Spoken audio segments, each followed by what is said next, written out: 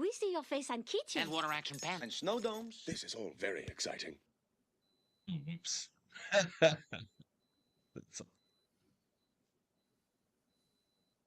Hello, and welcome to X-Rated, the X-Men animated review show where I mix up sound effects between my podcasts. That was from my Simpsons podcast. But here we are at the X-Men podcast. So, I am your host, of course. 9! You are a pawn of the evil one! That too. All right, that too. Davan Skelhorn. And with me, as always, over there praying at the moment. An outcast, shunned and hated. No wonder he's praying. In nomine Spiritus Sancti and Patri. In nomine de Patri de Spiritus Sancti. That's how it goes. Kurt Wandre. That is me. Kurt It's Vandre. It's a German who speaks. The W becomes a V. My in the Munich circus, I was called the Incredible Nightcrawler. Yeah, right. That's right. Yeah. Hello. I mixed up those sound effects. I was going to say, that does not sound like something from this episode at all. When it was going, I was like, none of this sounds right to me, but I'm just going to go on. You knew there was something I was forgetting, and that was switching over my hotkeys. Hotkeys, like hot mics, but hotkeys. Hotkeys. How are you doing today, Davan? Not too bad. Yeah, you said that. Did I say this is the X-Men animated review show? I believe you did. Somewhere in between the screwed up keys and the mispronunciations and the fact that you're. I haven't done this in 2 or 3 weeks. Mm-hmm. This is what you call ring rust. And this is your excuse, the podcast version. This is pod rust. Pod rust? Pod rust. I learned an interesting... I did a talk a little while ago, and I didn't bring it up on the show, which I guess I could have. Pod rust? No, there's actually a term called... Well, you didn't tell those kids anything, did you? No, I talked about pod fade, though, which is a term in the industry, which is when episodes start off strong and then slowly dip in consistency and quality until they just eventually fade away. It's called pod fade. If our episodes do that, I blame myself, and it's probably because I haven't slept in 2 years. But that's fine. You have a child. You have an excuse. However, I don't think so. I feel like we've brought it strong. I think we've brought it pretty consistent. Strong. I mean, yeah, it's been almost four seasons of this. I know we're going with the episode numbering, but it's 70, 60-ish episodes. So like we're doing pretty good. 50-ish students love us. Yeah, I think so. I think we're doing. We're review season 4, episode 8. Nightcrawler of the X-Men animated series. One of my favorite characters, of course, written by future guest of the show, Len Yulee. I hope I got that right. He just sent me a message on how to pronounce his name, but I didn't have time to read it yet. Oh my God. See, look, my soundboard's still broken, so we're going to hear Hey Hoser probably 10 times tonight because my soundboard insists on playing that. But that's what it was supposed to play off the top, so... Oh my God, really? It's going to be that often? This soundboard makes me crazy. Is it like voice activated? I don't know. There's just like it's stuck. It's stuck on it changes all the time. It's stuck on a sound effect. If I delete the sound effects, it just picks a new one. We've been through this on this podcast before. But yeah, so we definitely look forward to talking to Len here in the near future. Yeah, for sure. And I believe he's listening in tonight, which means we cannot speak anything ill about this episode. So.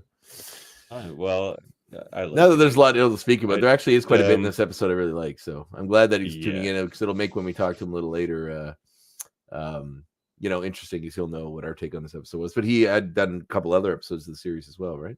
The Cold Comfort, the Iceman X Factor one, which I really enjoyed. And I love that Bloodlines. One. We haven't done that one yet, have we?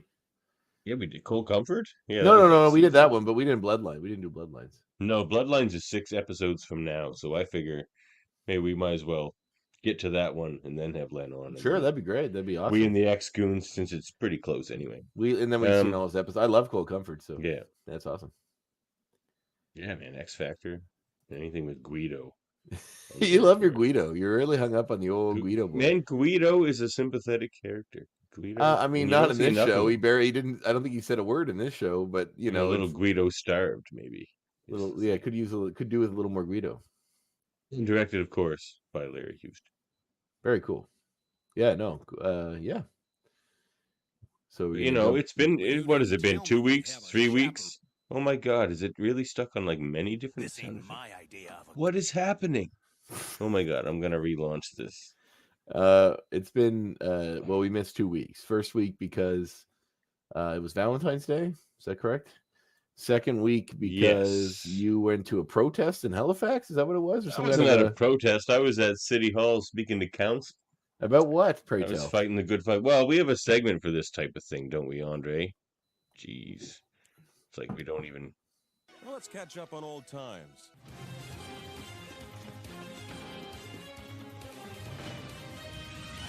What you think they doing up there? What they doing up there? What are you doing? Well, hey, Andre, what you doing up there? In general, What you doing up there? It's been 2 weeks, 3 weeks. not a whole Up there in lot. Truro, and I can say up there because Andre is more north than me here in Nova Scotia. That's true. I am further north than you. Not much. The usual. Busy, very busy, planning wrestling shows and doing trivias and hosting movie nights and all that fun stuff. We got some sad news. One of my other cats is ill, and No, not again. yeah, Kitties will break your heart, man. I say that all the time. I say that. I watched the new Mark Maron special. I'm a big fan of him, and he said he's talking about when you have friends that have kids, and they're sort of condescending when you only have cats. When they're like, you go, and then they're like, oh yeah, you got cats though, right? How those cats do? And he's like, man, he goes, what does he say? He says, cats. He says, my heart's so big, I'll accept. He goes, I'll bring best friends into my life, with the best case scenario being that I have to kill them. And I was like, yeah, that's actually pretty true. It's sad, but it's like he goes, sometimes they die peacefully in the night. I wish that would happen, but he's like, if you let your cats outside, usually when they know they're about to die, they just wander off, so you don't have to deal with it. They're very compassionate creatures. That sounds horrible too, though, for them. Starving to death under a porch or getting ripped apart by another animal. I know that's the nature of things, but it's just, so he's still here. But when he stops eating, it'll probably be time to bring him in. But he seems okay at the moment. It's just, I don't know, man. It just happened in November, and the fact I have to do this again is fucking. How old is this cat?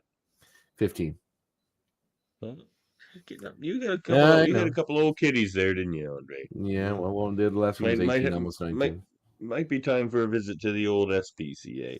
Well, maybe, but we still have 2. Apparently, I got an email recently. Apparently, they have a lot of kittens right now. The old the one in Antigonish, or the one in Truro, I think is doing pretty good. But yeah, maybe. I mean, it's I don't know. We still have 2, so there's still Sheba and Lebowski in there. Lebowski's 9, I think, and Sheba's 6. So they're still relatively young. We'll see, but it's a kind of. I'm sorry to hear. Put me in a bit of a funk this week. I mean, he's still here and he still seems happy and fine, but I'm just not looking forward to doing all that again. So. No, certainly not. Yeah. Anyways, what are you out fighting City Hall for? What City Hall? Well, I'm just. There's a saying that literally says you can't fight City Hall, right? Is that like a punk song? That sounds like a punk song. I don't listen to punk. It's a very famous saying. And how do you not listen to punk music? You seem very much of the punk mentality. Oh no, you don't understand me at all. Guess not. You'll have to have me on your show again, Andre. No, I think I learned it. We have to get. No, I know you more than I want to already. Yeah, that's right. I think they say familiarity breeds contempt, right? Or contempt. So. Oh, does it breed? No. No. Well, no. There's just like some legislation going through, which is like a bit absurd in some places, but whatever. But there's some opposition trying to make it more intense, and I'm more like resistant to that opposition. Well, I think you have to elucidate a bit on this. I mean, they're I'm in the short-term rental business, and so there's some short-term rental. Oh, you rent or you are renting? Are you a landlord? Rent. No, but are you landlord? Well, no, we manage units on behalf of landlords. Oh, I see. So are you defending the landlords or are you against some of the landlords? It's one or the It's other. not about landlords. It's about like zoning and that type of thing. It's all I see. boring. No, I want you to go through every single step of the legislation process and walk us through it. We don't need to talk about Nightcrawler. We need to talk about legislation regarding housing in Eastern Canada, specifically the Halifax County. Let's go. Walk us through it, Davan. No, the segment's over. Okay. We're getting into it. Okay. All right, Andre. It's time to why don't you get into the episode? How about Well, that? why don't you interrupt me with the previously an X-Men segment? Oh, I forgot all about that. Oh my god! You want me to do your job for you? Do you want just? I'll just be Andre's show. We don't need you at all. Your machine's all messed up. You're at City Hall. You don't know what's going on. Is the burden carrying the show on my shoulders, Andre? Heavy is the show. Well, let's see you keep this show going without my pithy dialogue and all these beautiful graphics I put. Look, I appreciate all the pith. Bring the pith. All right. I think it's safe to say this is a fairly conjoined effort. That's generous, but all right, fine. Previously on X-Men. Fuck you. No, I kid. The X-Goons know I kid. Mm-hmm. Now, did I even save this clip? Let's find out. What happened last episode? What was last episode? Oh, here we go. Probably your lowest This episode, right. Well, let's catch up on old times. Good idea. Do you still like ice cream? That line's so guilty. Do you nothing ending to a nothing episode? No, at some point in my life, I create either I became lactose intolerant or I suddenly had a great disdain for for ice cream. Like who in their right minds would ever say I hate ice cream? It's ridiculous. Well, no, it's not. It doesn't necessarily agree with my body so much as I age, but Oh, are you lactose intolerant? No, honestly, every adult human is. Not me. I have no problems with it whatsoever. Although I don't eat a lot of I don't drink milk. And I don't. I guess butter and ice cream are the only two things that I like everything in moderation, man. Oh, and cheese. Most adult humans can't handle a whole. Oh, I love cheese. Oh God, cheese is so good. It's like it's something in your brain. I think they've proven that like crack or some other like serious drug stimulates some part of your brain that cheese also does. They've been putting crack in cheese for at least 200-300 years. Oh, the great crack and cheese conspiracy. It's coming out. Yeah. The big crack is getting their foothold in cheese. You had to get this. I'm not like it was the other way around. The chicken didn't lay the egg, or the egg didn't lay the chicken on, right? He just did the crack. That's what happened. Well, yeah. So that didn't tell us anything about this episode. Well, we don't need it. I think that it sums it up pretty well. I think we got it. I think we got it cinched up right there. I think we're good to go. Cyclops was in the desert. And Toad was there. Moving on. Oh man, that's amazing.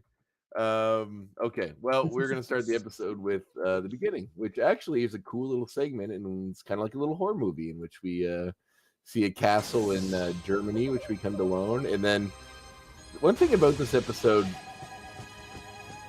Hold on one second. Are you playing music? Yeah. Were you playing music? Yeah. Okay. What was that for? You said there was because it was. Okay. Well, that was the horror music that starts this episode. You were freaking me out because I actually hit play on the episode, and I turned the music off just so I could walk through as I'm skimming through the episode, and the music was playing even when I paused it. I was like, something's wrong with my machine, but it was you. I mean, I was confused. Normally, my sound effects don't rattle you so much. You're like. Yeah, no, it was just timed really, really well with what I was watching on the screen to get through the segment. We drop into what appears to be 1840s Germany with a group of people with torches and pitchforks in front of a castle and outfits. It's funny how that happens, not just in this cartoon, but in other cartoons. It's just like to like make sure people know where you are, you have to be very, very kind Like of the outfits historical. really, it just seems like that Germany's like 100 or 150 years behind the rest of the world when it comes to fashion. They're all wearing like shawls and like outfits that you would have worn in the early 1800s. Like it's very funny to me. Like I get that we're getting the old horror mystique, and I love that because that is my jam, believe me. But it just seems a little strange. So there's crowd that are believed as some kind of creature that's in the castle. So they're like a mob of sorts. We do see rumbling. Those pitchfork and torch. Oh yeah, mobs. torches, pitchforks, the whole 9 yards. Everyone's got suspenders and flat caps. Nobody looks like they're from the 20th century. It has fangs and claws. It was horrible. It haunts us. We must do something. We shall destroy him. It haunts us. So we see this creature crawling around the outside of the building in the night. And Yep. he's crawling around in the night. He crawls in the night sometimes. I mean, it's inevitable when you crawl around. I always thought this character's name was interesting, being that, I mean, he does crawl around in the night. He does look like a demon. But, night crawlers are essentially giant worms, is what they are in the animal kingdom. So I've always... I get the name. It sounds creepy, but it's, if you think about what Nightcrawler is, not necessarily so. But that's not it was his circus name. I mean, that doesn't really. That's true, but maybe the circus guy wasn't that inventive. Mr. P.T. Barnum or whatever was the incredible Nightcrawler. I mean, it sounds great and it looks good in a poster. So anyway, he crawls around in the dark along the side of the castle. I mean, playing along with not knowing what he is. Obviously, we all know what he is. We all know who Nightcrawler is. If you listen to the show, you know Nightcrawler's the best. But they're keeping him pretty shadowy. There's an interesting side bend to this character that I like, and I'll get into that as time goes on here. But so one of the townspeople spot him when he's climbing on one of the ceilings. One of the guys. So this is where it gets me, because they're all wearing like super old timey clothing. But then when he climbs around the edge of the building, one of them pulls out a laser blaster and shoots. I know they have a thing in this episode they can't shoot real guns. But show, they all have lasers. I would have expected an arrow or something. It's just really funny that he just pulls out a laser gun and shoots it at him. So he falls off the roof, and then the arrow would make it look old timey, Andre. It already looks pretty goddamn old timey, Davan. So when he falls off the roof, so this is why I'm saying the blaster seems really out of place. So he falls off the roof, he lands on the ground. The townspeople begin to attack him. One swings a board, which he ducks. The other swings a scythe, which he jumps over. So he does a cool little backflip. They got sledgehammers, they got axes, like none of these weapons are modern weapons. I guess they're farm people weapons, but they have torches. Like who in the 90s did you carry a torch? If I went to Germany, would I see somebody walking down the street with a torch? Probably. I highly doubt it. Maybe not. Anyway, he manages to use his amazing acrobatic abilities to jump away. He finds refuge on a roof as the crowd descends upon him. The guy draws his blaster to shoot him again, but he rolls out of the way. They all kind of get on him, but then he bamfs away, which, as we know, as fans of the comic, is what he does when he teleports. He teleports to a window a little far away. Smells a bit of sulfur. Yes, you know what else smells like sulfur?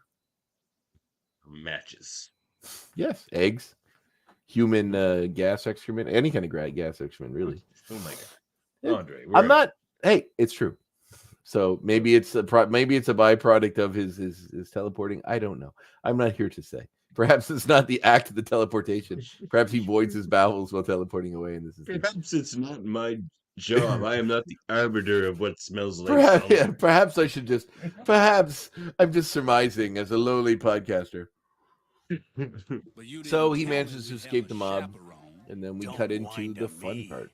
This ain't my idea of a good time. Which is Gambit, Rogue, and Wolverine. I'm guessing they're in three trio. Do they say in the episode where they are exactly?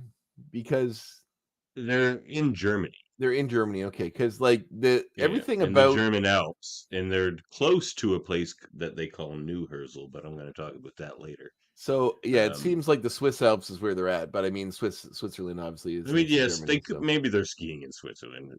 It does seem that way, but it could be in Germany. They could easily be in Germany, man. But Switzerland is generally the ski destination if you're going on It's a very cosmopolitan lodge where they're at. There's an yes. Australian. Not a fella torch, there. sledgehammer, or scythe to be seen. So, anyway, they're hanging out in a ski Not lodge. in the lodge. They didn't show outside the lodge. Oh, I have let me write this down because I have a great X point about somebody who is in this lodge. Well, there's the lodge. Really? Okay, like that. Is that Mary Jane? That's my point. That's Mary Jane. Look at her. She's red with a spider thing. You literally just stole my point. It's fine. But is that supposed to be spider? Oh, the spider mug. Oh my God, it is Mary look Jane. I just noticed that just now. No, but look behind her. It's Doctor Strange and Clea. Oh my God, it is. Yes. Oh my God. I know. I grabbed this image and I didn't notice any of this. Well, I was skimming through it. I noticed Mary Jane when I first watched it, and then I thought I'm going to make a note of that, and then I forgot until I was skimming through it now. But I did not. Who's the guy with the skis? Well, that's just a regular dude, I think. But yeah, that's definitely imaginative. That's Solo. Remember Solo? I do remember Solo. I like Solo.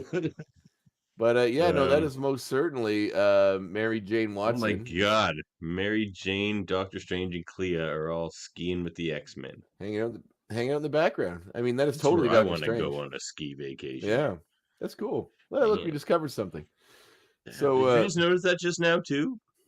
What, Clea? Well, the point I was making to write down was that about Mary Jane, because I noticed her when I watched it before, but forgot until just now when I was skimming through it. But then when you paused it, I noticed them behind them, and I thought, oh shit, there's the two others. Oh my God, which is fun. That's some great little throw in. What great cameos those are. Yeah, that's fun. Mary Jane with a spider mug, and like it always even looked like almost like little spiders on her. I know, I noticed that too, actually. And she's even kind of drawn like she is on the Spider-Man cartoon. Which exactly, that's what made me. That yeah. I didn't notice the mug. It was just looking at her. Wow. No, that's sweet. So yeah, we see Rogue, Gambit, and Wolverine all wearing incredibly 90s skiing outfits, especially Gambit's, I must say. Anything that has 3 toned colors that are all wildly different colors, purple, teal, and yellow is a 90s is a very 90s combo. Teal and purple was a very 90s combo. Well, you throw in some yellow in there, and you got yourself a stew going on, baby. So anyway, we have Rogue there. You've also got Moon Mist ice cream. That's true. That's very true. So we have Storm, which is a very Nova Scotian thing. That's a flavor of ice cream that's really only around these parts, guys. If you those international listeners who are curious about other Canadian things that you don't get abroad, Moon Mist ice cream is one of them. Poutine, Donaires, bubblegum ice ketchup cream, chips, all dressed chips. Banana ice cream, is it? Isn't it banana ice cream? It's a mixture of several different fruit flavored ice creams. Grape, banana, banana ice cream, grape, and yeah. Whatever the teal represents. We can look it up if you're curious. No, one of them's bubblegum. Yeah, that makes sense. Yeah. Anyway. All right. Well, Moon Mist is a mix of banana, grape, and bubblegum flavored ice cream. We had it. Yeah, nailed it. Well, we're Nova Scotian boys. That's right. So Rogue is wearing the leader. Until the years became unkind to you, is that what you're saying? Exactly. Right, yeah. Oh shit. You don't know, the coconut alternatives of ice cream aren't bad. I drastically missed my mouth, which is really hard to do with my drink here. You like to ski. This is sitting around drinking cocoa and getting funny looks from rich people. I agree with Wolverine. So we see Gambit, Rogue, and Wolverine hanging out in the ski chalet. Doctor Strange is incredibly rich.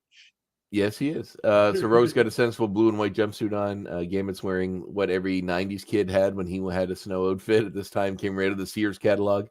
Wolverine also is wearing a more sensible version of that outfit. And, which is red, orange, and gray and black. So Wolverine's upset because he just wants to ski, and the other ones seem to be hanging out drinking cocoa, as he said in the chalet. Nothing really. Wolverine overhears some local people talking about a monster that perhaps is in a town over, where the townspeople are fleeing from him and hunting him down. Wolverine hears it and then gets details from them about. He comes right up behind them and puts his hand on their arms and is like, "Give me some more details about this town." We do see some fun banter between Rogue and Gambit. This seems like somewhat of a heading towards a romantic getaway of these two. They're actually holding hands, so they got gloves on. But Wolverine comes up, drops money down on the counter. They do call Wolverine the chaperone. I mean, these people are in their 30s. Do they need a chaperone? Rogue is definitely not in her 30s. Rogue is in her 30s. We've established this. No. We asked Lenore about we it, have and not she said the established same this. thing. She agreed with me. I So believe I corrected Lenore. I believe you were wrong. She is definitely in her 30s. I would say late 20s, like 28, if we're going to go late. If she's in her 20s, but she's not 16 or 17. No, she's not 16 or 17. She's not probably like 21. 20. No, she's close to 30. You realize it's for like 40 years of X-Men comics, Cyclops was 28. Yeah, I agree. But in the continuity of this show, the way He's she's the depicted, old guy. the way she's So if depicted, Cyclops the is way 28, she acts, Rogue is like 20. the way she's depicted, the way she acts, it definitely seems like she's an older lady or an experienced lady. So I don't think she's in her early to mid 20s. I'd say she's in her late 20s to early 30s. But X-Goons, feel free to jump in if you think I'm wrong. But I truly believe. X-Goons, tell Andre I'm right. No, Davan, you have to look at this literally, not what you want her to be. I know you're grooming young women regularly. You're going to Halifax. How could you possibly say that on camera? I don't know anything about. I can say anything with the caveat that I'm joking, which I absolutely am. I know nothing about Davin's secret dealings on Instagram. No, my God. I don't even have Instagram. I know, I'm totally kidding.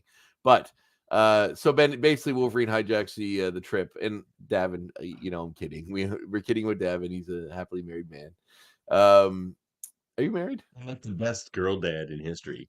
You are good. You are a great girl dad for sure. You're definitely an example to most girls' dads out there.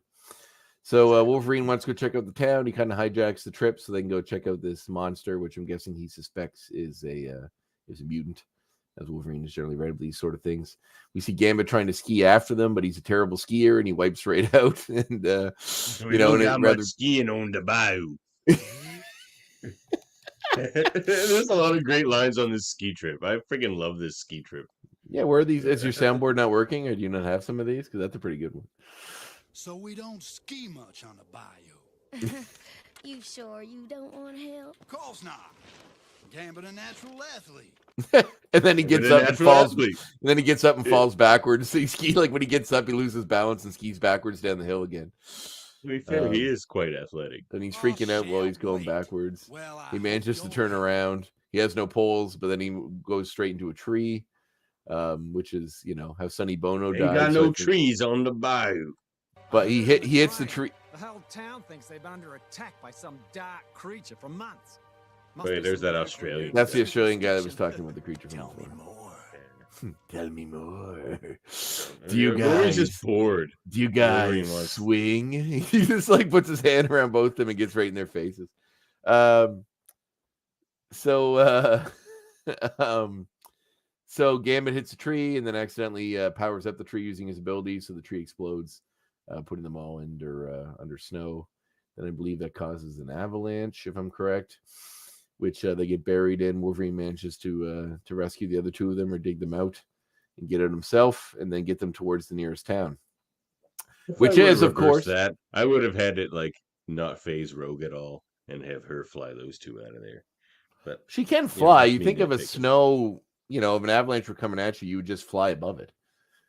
Well, they didn't have time for that because she was trying to save the rest of them. But Wolverine's the one that pulls them out. Wouldn't hurt Rogue. She would just be like, whatever. Yeah, well, also fair. But if she can't breathe, that would be troublesome. But I guess Wolverine's I don't know how it works with her breathing. That's a fair point. That's a fair point, actually. But I guess you could drown Wolverine in theory, could you not? You could drown Wolverine, but it takes a long time because his lungs will try to heal for a little while. But so Rogue wakes up in a monastery in the town that they're heading towards. Wolverine, tells her he rescued her and brought them down there. The monks are sort of tending to their needs, but there's one weird monk listening from behind the staircase, whose name escapes me at the moment. Do you remember the name of this? There's always that one weird monk, eh? There's always the one weird monk, the one with the beard. You know the one. Is it Reinhardt or Johan? The one with the beard. No. Man doesn't break a sweat against Apocalypse or Magneto. So what nails him? A pine tree. I mean, he did break a sweat against those two, I would say. He's not the end all be all of X-Men, but That it is a funny little line. So yeah, is it Johann? Is that the name of the mysterious monk hiding behind the stairs? Or is it Reinhardt? I do think we get it because he plays into the episode. I think it's Reinhardt. That sounds like an evil name. I believe for the rest of this, we'll call him Reinhardt. I'm pretty sure that's his name. Sorry if there's any Reinhardts listening. Miscontent. He doesn't really mean it. It's just how it touches his ear. It's my ear. No, actually, skimming through another resource I have here. Yes, his name is Reinhardt. So Reinhardt is checking in. It's kind of creepy, kind of weird. He, the head monk there, Johann, I believe, gets Reinhardt to look after them, but they're still sort of unsure what's going on in this monastery. He's not happy to have Reinhardt's basically not happy to have strangers in the chapel. He's very hesitant about that. Well, Johann, of course, their order of monks want to help as much as possible, so they're trying to help as well. Reinhardt likes to keep an orderly chapel. That's true. He does. So while this is happening, we see the mysterious figure from before watching from the rafters. They try to make him out to be kind of scary. We don't really, but we do know as time goes on that he isn't, the character is not. But the X-Men are hanging out with the monks, learning a bit about their way of life. Rogue has questions about, what they do in the monastery, and he basically says they try to help out as much as possible. Who's the Snoop? Oh, that's Reinhardt, yeah. So anyway, Wolverine obviously is there seeking out this monster. He can smell something's off. And, secretly searching around for them. But while this is going on, Gambit is still asleep in a bed. He hasn't woken up from his, his coma, but being hurt from being stuck in the snow. Anyway. Yes. Then a mysterious figure in a robe steals in with and puts. They have just a whole cabinet apparently full of elixirs and I guess poisons, just in the room that they keep their guests. So the guy walks in, grabs it, loads up next to the torch room. That's right. The torch and sickle room. So he gets a cloth that he's going to put on Gambit. Rogue walks in to check at him, discovers the guy that's doing this. He's hooded. We don't really see who he is. He throws the bottle at her, which causes a bunch of smoke. Runs past her, tries to escape. As Rogue runs after him, or flies after him, rather, she runs into a part of the monastery that has a danger sign because it's, not in good repair. But as this is where this gets me too. She flies all the way through the, through the hallways after the attacker. And then when she gets through a door, she lands on a balcony and then stops herself from falling off the balcony because, but then Nightcrawler comes to her rescue, basically another guy in a hood, which we know as Nightcrawler, you can tell, tries to help her. They struggle because she thinks he's the guy she just saw.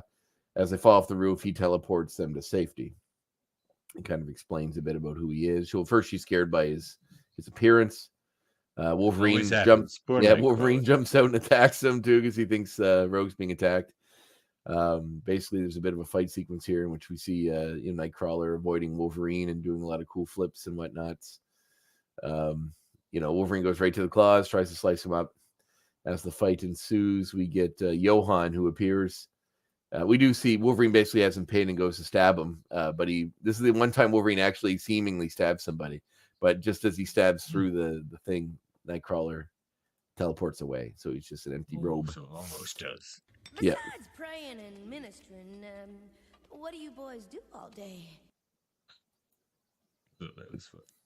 That is funny. It's kind of like a weird, like allusion to almost like, what are you guys getting up to around here with no women around? I'm sure that's not what the intent was, but if you Poser. Oh my god, my soundboard makes me crazy. So is it just a digital soundboard, like a program? Yeah. Is it part of the program that we do this with, or is it something else? Something else. Oh, perhaps you should see if there's a different one you can use. Yeah, I will.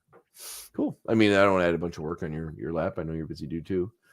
But anyway, I love podcast work. You sure do. So Nightcrawler appears. Then Wolverine, he offers Wolverine a hand saying he doesn't want to fight him. Wolverine shakes his hand and throws him against a wall, goes to finish him off, which is very un-X-Men. Like, he's knocked out against a wall, and Wolverine's but like, very Wolverine. I guess. So anyway, he's stopped by Johan, who explains that... I don't see the resemblance. Brother, in the ecclesiastical sense. I think it's the only time in my life I've heard the term ecclesiastical sense used. Ecclesiastical sense. In the ecclesiastical sense. Hey! So... well, this. Well, you know what? I'll save that for a minute. Yeah, continue. So, so basically Johan explains that Nightcrawler is a mutant and has found safe haven in this, in the monastery. They believe in helping everybody, and he's a brotherhood, a monk, one of them that lives in the monastery, hangs out with them, and they look after. He explains, his intentions are always pure. He kisses Rogue's hand to show that he's a gentleman. Gambit's still recovering from his injury, little cloth on his head. And as they're discussing all these matters, we see old Reinhardt, the bald bearded guy. That's who you got to look out for in almost every situation. The bald bearded guy is the evil one. Certainly on this podcast. Hey, lots of hair under here. That's falling. I can see that. There's a big line in the middle. That's going. You'll be here soon enough. So it's just a 1920s part. That's all that. Bald guys with beards, generally evil. Lex Luthor, sometimes he has a reddish beard. What's his name? Hugo Strange, very evil, bald with a beard. That's Reinhardt, bald with a beard. There's more out there. I'm trying to think of them all. Obadiah Stane from the Iron Man movie, bald with a beard. Oh yes, Obadiah. Yeah. Terrax, the villain from the former Herald of I'll Blackness. start listing off good guys that are bald with a beard. None, not a one. Yeah, I can't think of any. There's got to be one out there. I'm sure at one point Professor X grew a beard. So Nightcrawler explains his origin story essentially. Nightcrawler explains his origin story essentially, which basically is, at one point a woman gave birth to a demon baby. Their family, one of them looked a lot like Princess Leia. Do you notice that? Cage has had a beard though. There we go. Luke Cage, bald with a beard. Fair enough. I'll take it. Yeah. All right. So the weird little blue demon baby. The town thinks it's a demon. They run her off.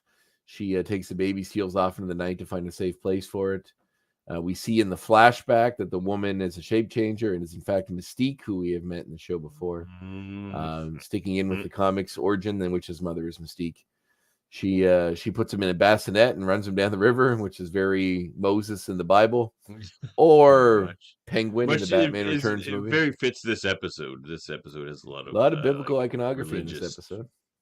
And just like debate, like the God debate, basically takes place in this episode. I don't know if we need to get into all that because you know where I stand on that. But I think you and I are likely on the same level. But there's some interesting stuff here.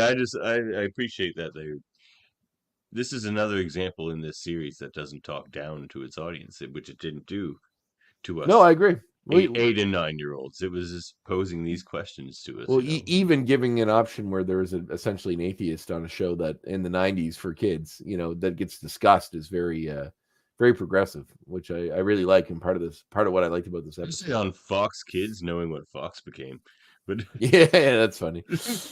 So the baby is found by a couple who have a circus called Wagner Circus, which is where his name comes from. He's raised in the circus environment, becoming a trapeze artist. Obviously, is it called the Wagner Circus? Yeah, that's what it says in the back of the wagon they pick him up from. Oh wow, it's like his family's circus.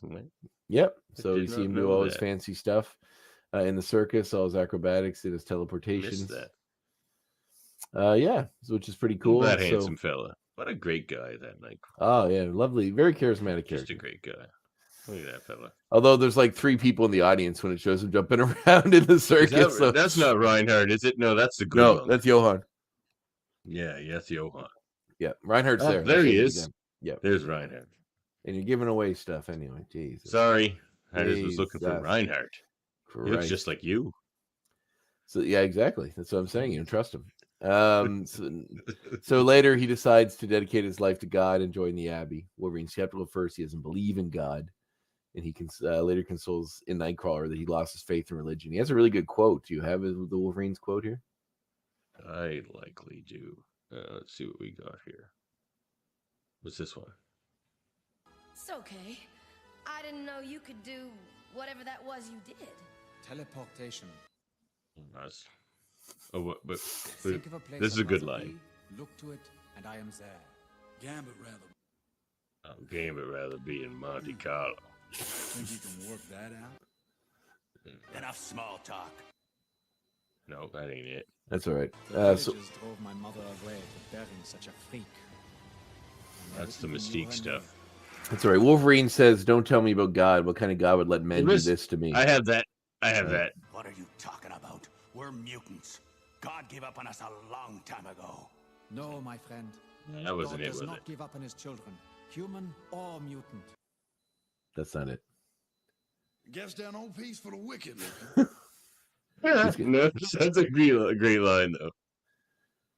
Do you have that Says one, or no you don't have peace that for one? the wicked looking. I don't think I have the one you're looking. All right, for. so we'll. Nightcrawler, the star attraction of their little circus.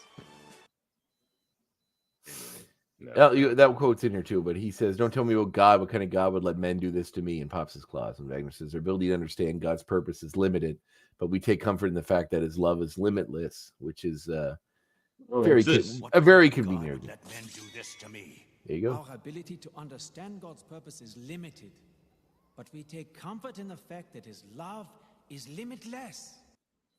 Wolverine has a response. He says, "I used to buy into all that, but I've lived too long, and they've done too much." And then Wagner says, "Life will always be hard. I understand this better than most. Yet, despite it all, people of every faith believe there is a God who loves them. Can so many be wrong? Open your heart, Herr Logan. Would hurt so much to see the world through different eyes." Oh, Which a is- lot of people can be wrong about a lot of stuff, but yeah, Oh, especially when society was built on it. Like Yeah. when modern society was built on a lie, it can be pretty pervasive. But Well, regardless, it's like I don't want to get into like we can get into this in the after debate part. too much, but like Nightcrawler offers nothing but like the kind of annoying cop-out answers that Oh, agreed. Yeah, like like you'll never know he God's doesn't- plan is awful convenient, to say. And not that, if there's a being that's far beyond us and has some plan, Yeah. I'd like to know how babies born with cancer and live 3 months and then die fits into that plan.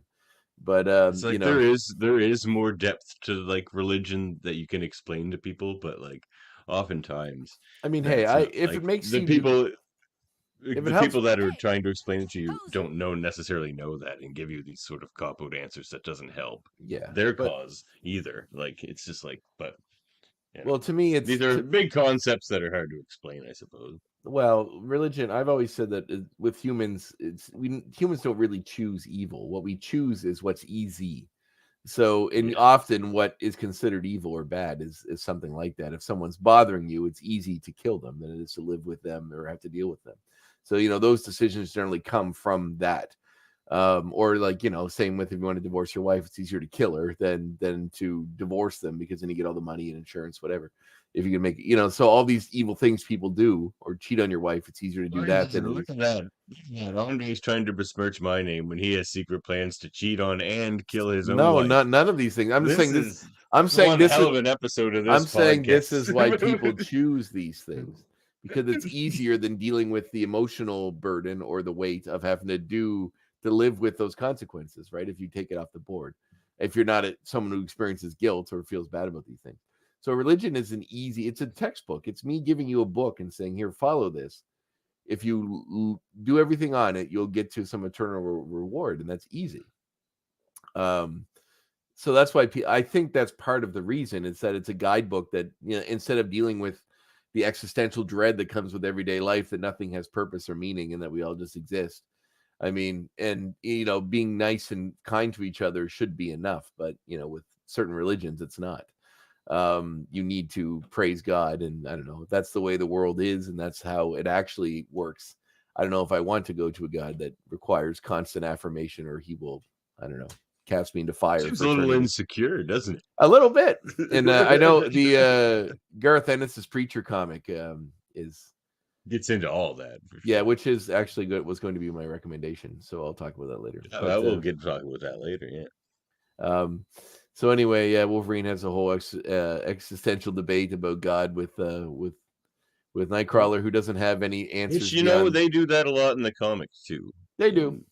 They do get into. He doesn't get too deep into anything beyond being superficial, but this, Nightcrawler just gives him the superficial answers. But then we soon learn that Reinhardt is troubled by Nightcrawler's presence in the Abbey, and his full head of hair, mind. And his full head of hair. He's off. That's probably what the root of it is. He's just upset that Nightcrawler has a great head of hair. He's like, man, that guy's got good hair, and I'm here bald with all these other dudes in this Abbey. Break it into little pieces. Tell me, preacher, what's God's purpose in that? Yeah, Wolverine really sticks it to him a lot here. He takes a lot of examples to rub it into him. Like, listen, I'm not religious. I don't really believe. I'm happy if people find good things in religion. It gives them comfort, as long as they don't use it to feel superior than other people, or and that does happen. I've seen that before a lot of times. I used to date a girl that was religious, and so it's just not like the community can be very judgmental. If you are religious and you use it to help people, and you're not one of those sort of people, then power to you. But I do think the things in the modern day, especially, that are done in the name of religion, probably outweigh the good, because I would hope that those people would still keep doing good things. Like if we lived in a world where everybody didn't murder, rape, and maim each other because they're only scared of hell, that's not a world I think we should want to live in. Like, if you only don't do bad things because you're afraid of the consequences, you're a monster. Like, pure and simple. If as long as keeping us in line is fear of consequences, then we're not good people inherently. And maybe there's an argument to be said about that as well. But no, it's the aspects of certain religions that, like, I was influenced a fair bit by Taoism. I wouldn't call that necessarily religion. I mean, it is one, but in its simplest form, it's just like 82 pages of limericks, and those limericks. But it's kind of like Taoism or Taoism. But it's pronounced Taoism. But it's Tao, right? Yeah. Yeah, it's very Buddhist, though, is it not? Like, or similar, ridiculously simplified. Like, okay. It's just one book that's like this big, and like Buddhism's one I can understand. I generally try to approach life in philosophical ways more so than religious ways. You would like Taoism if you've never read the Tao Te Ching. You'd probably like it. I have the Tao of Piglet. I haven't read that yet, though. It's supposed to be good. I have the Tao of Pooh, not the Tao of Piglet. There's one of each, I think. I think I have the Pooh one as well. It just uses Winnie the Pooh as an example to explain Taoism. Yeah, that's a good book. Read it.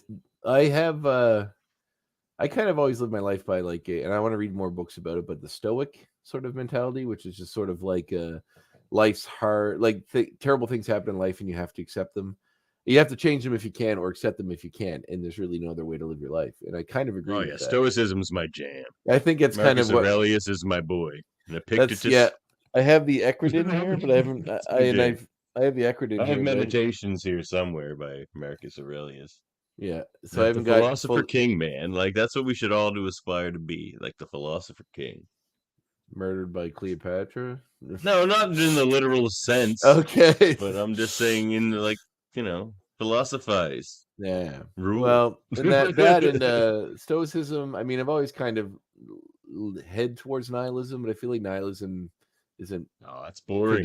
It's not productive. Boring. The idea. I get that nothing matters, but you just can't live your life by the concept because I don't agree with nothing matters. Like, I find if you're looking for the laziest philosophy possible, nihilism. There you go. Yeah, it's intellectually lazy, spiritually lazy. Well, yeah, it asks nothing of you, and it's nothing punk in music. return. You see why I don't listen to punk music. It's lazy too. So, well, listen, I believe that cosmically nothing matters. I mean, if you're looking for meaning in cosmically, I agree with you. We're just, however, I think it's up atoms to smashing together into weird forms, and there you go. And it's up to each of us to find meaning in life and the things we enjoy and the connections we make with others. Being people, being animals, being music, being art, whatever, just something. So there's all that. I don't think floating in a pool just waiting to die is the way to live your life. So that part of nihilism I checked out. Great this episode though is it's got us into this philosophical. Yeah, that's what I mean, and that's why I like stuff like this. This is a great episode. Well, I mean, you and I are pretty aligned, I think, in our belief system. But so basically, the guy Reinhardt ran off to go. Especially on the ultimate question: is wrestling a sport? It is not. But but it's more entertaining. It's 100% more it's 100% more entertaining than sports. I'll tell you that. So I don't even watch wrestling. So basically, Reinhardt runs to the village that was trying to attack Nightcrawler earlier, and you can tell because a lot of the same villagers are in this group. They storm the abbey looking for Nightcrawler. It's Germany. There's only 7 or 8 people there, and they're dressed. Well, the guy with the handlebar mustache and the monocle in the flat cap was leading the mob before, is leading this one. So. Aaron Strucker? He looks actually. There's another bug. I didn't have a beard, but you sure you're up to this? Call, Shell. Soon as the room stops spinning. So Rogue, as they attack the abbey looking for Nightcrawler, Rogue and Wolverine and Gambit defend him. Rogue manages to be exposed to a couple of the hate-filled group people, like they touch her skin. She absorbs some of their hatred, and she's sort of dealing with that. Falls on the ground. Wolverine's fighting with them with his claws. Sucks to be Rogue sometimes. Yeah. Then Wolverine gets cornered because they kind of think he's a demon in the thing as well. Well, Nightcrawler's looking down upon what's happening to him. He turns around and sees Reinhardt try to shoot him with another laser gun he has. Nightcrawler feels very betrayed, but Reinhardt did to him. Reinhardt, explains that he believes he's a demon. He's there to punish them or hurt them, and he has to stop them. During the fight, the place bursts into flames, and there's a big altercation between Reinhardt and Nightcrawler, in which the townspeople try to shoot Nightcrawler from the ground. Reinhardt falls, but Nightcrawler catches him and saves his life, essentially. Reinhardt realizes the error of his ways because, Nightcrawler showed him kindness. But, you think they lived in the Abbey together the whole time. You would assume he would have seen examples of Nightcrawler's, kindness many times before. Why only when saving his life does he realize that he is good? I guess people, Look at this place. We blew it. I disagree. Oh, no. I just jumped ahead. That's all right. We're basically there, actually. So Okay. Wolverine is looking at the damage that was done to the Abbey and feels responsible for it. Nightcrawler comes out and sort of, you want to play the clip? Actually, it applies here, really. Oh, okay. Yeah, sure. Look at this place. We blew it. I disagree. Brother Reinhardt understands his tragic mistake and has repented. The townspeople no longer look at me with fear in their hearts. Yeah. So, and it's weird that the whole town turns around because he saved that one bald monk. But, they do seem that seeing him be kind and do. They love Reinhardt in New Herzl. Classic Reinhardt love of new hate. What is it? New Herzl. New Herzl love of Reinhardt. One thing about the animation of Wolverine that always kind of kills me is whenever you see him from behind without his mask on, his hair looks very strange.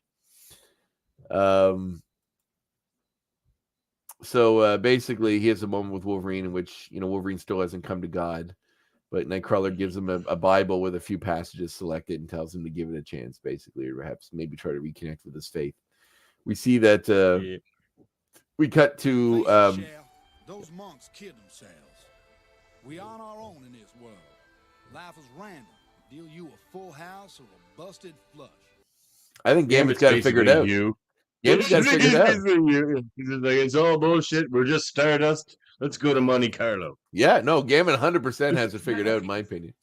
But they're eating a very interesting mixture of food, if you'll notice. There's shrimp, crackers, looks like couscous or rice, a loaf of bread, and then they're eating ice cream. So I really don't know what Monte Carlo, Andre. I guess so. That's what they eat. That's called a Monte Carlo breakfast. They're hanging out. Rogue's changed into a more sensible blazer outfit, while Gambit's still wearing his ski outfit for some reason. And he liked it, I guess. But anyway, Rogue has. Look, if anything, Gambit appreciates its '90s style. That's true. Gambit essentially, gives that little diatribe. Rogue doesn't really buy it and walks off to be by herself.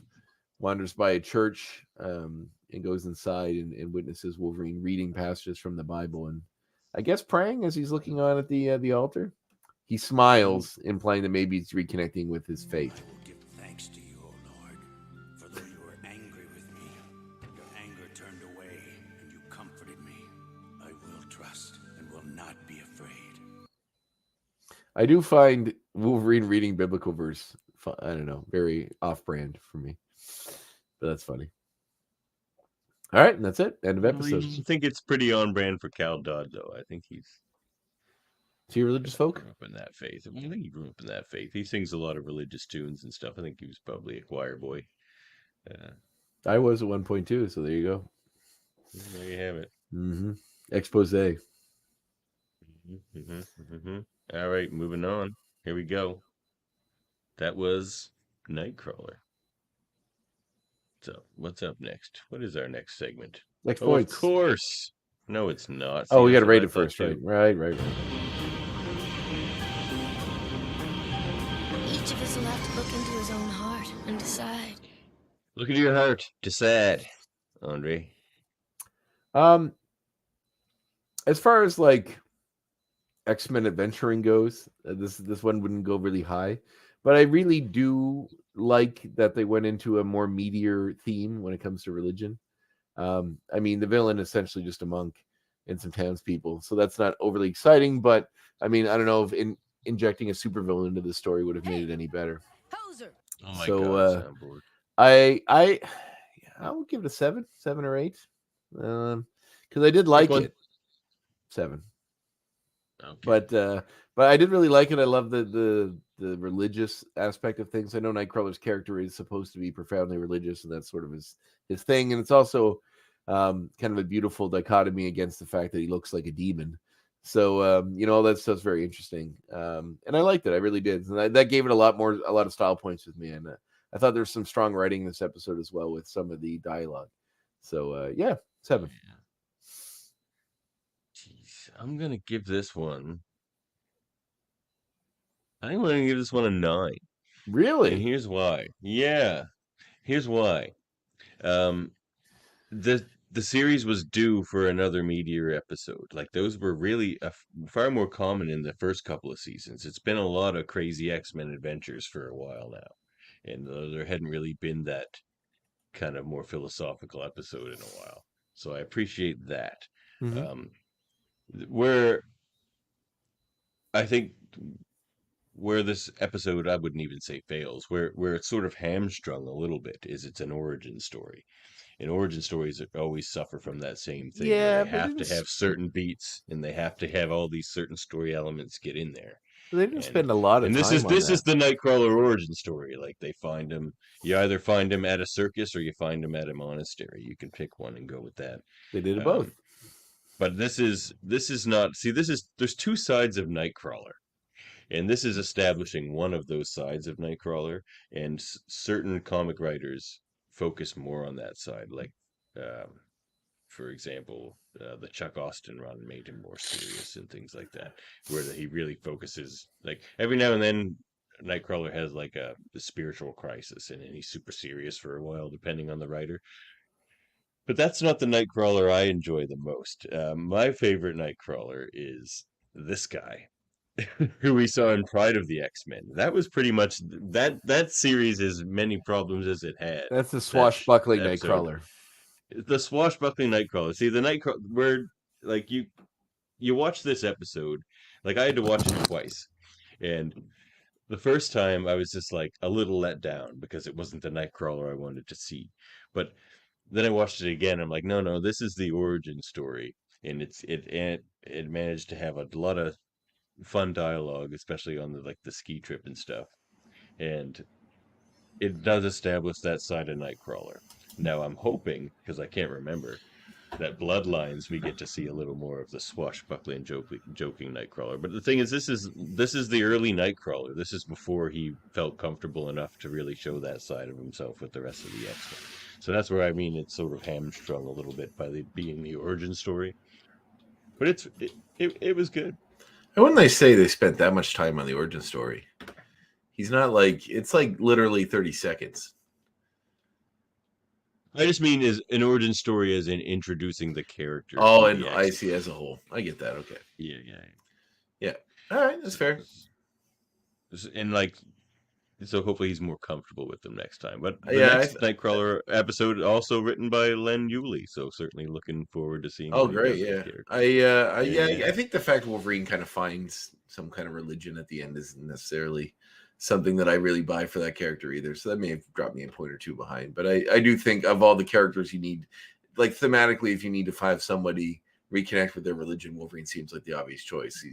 He has a lot to be angry about. So, and he's from that day. Like when Wolverine was growing up, everyone was religious.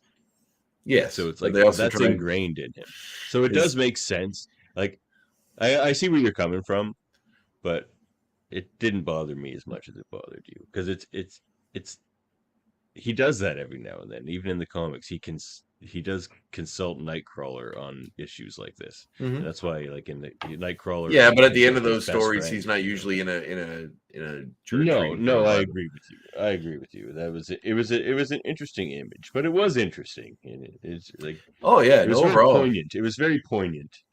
But yeah, I see what you're saying there as well. Yeah, no, overall, I think the episode.